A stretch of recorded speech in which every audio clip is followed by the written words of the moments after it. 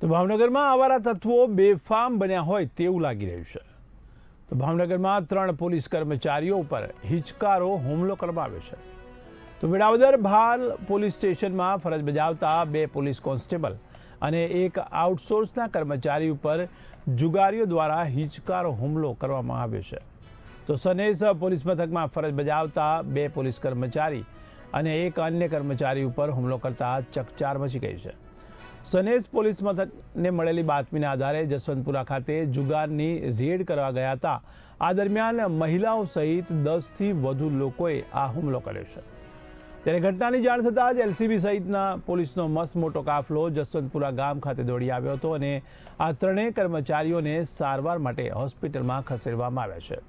ત્યારે civil hospital ખાતે DYSP સહિત પોલીસ અધિકારીઓ પણ દોડી આવ્યા હતા।